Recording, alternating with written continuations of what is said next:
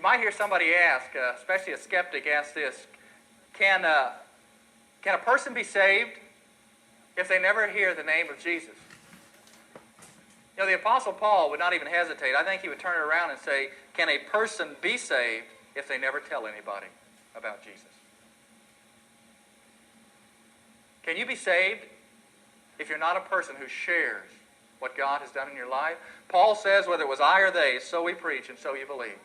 That's the very definition of who we are. We're the people who go out and share about Jesus Christ. We've got this wonderful, wonderful message to share with the world. You know, I heard this little piece of scrap paper from the Titanic that was received from the Titanic, where he wrote down the message the Titanic sent. We've struck an iceberg. That was auctioned off for over $7,000. You know, how much more valuable a message do we have for the world? What difference has it made in your life that Jesus Christ died? How much would you take to give it up and go back to who you used to be? We have a valuable message to share with the world around us, that Jesus Christ died, that he was buried, that he arose. That is a life-changing message. Somebody needs to hear about the forgiveness of God in your circle of life. Somebody needs to hear about the deliverance from sin in your circle of life. Grace makes you the luckiest person in the world. But it's not luck. It's the blessing of God who loved you, and Jesus Christ who gave his life for you. Let me close by sharing with you real quickly about a man named Carl.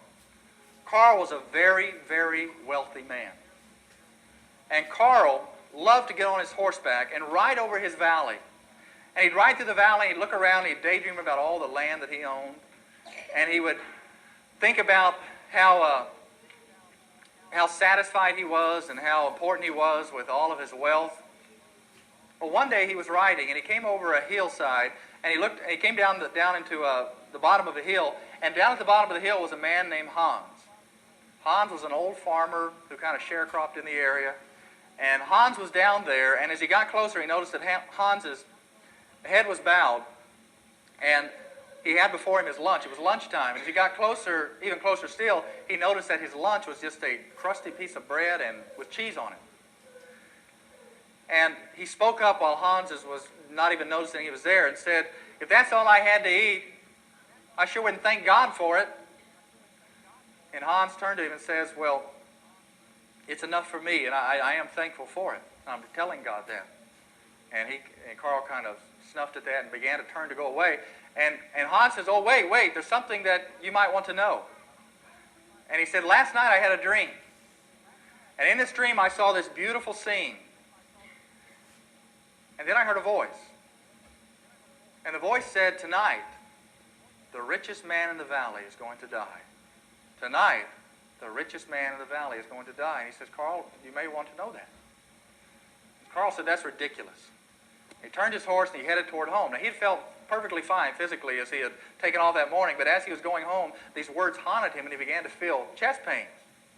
He got home and he called his doctor, and his doctor came out there and examined him and said, "You're as healthy as a horse, Carl. You have nothing to worry about physically." And so he went to bed that night. The doctor said, "Well, I'll come back tomorrow just to check on you. I'll come back in the morning pretty early and just to check on you, just to make sure that you're all right." And so he went to sleep that night, woke up the next morning and thought how ridiculous it was to listen to that old man.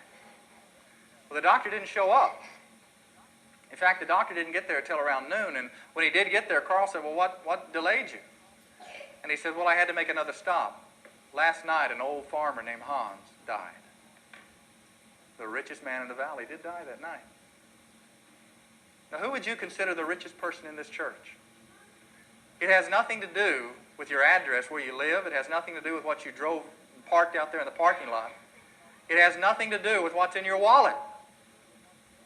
It has to do with the grace of God. If you can say this morning, "By the grace of God, I am what I am," then you are a very rich person. You have something to offer the world.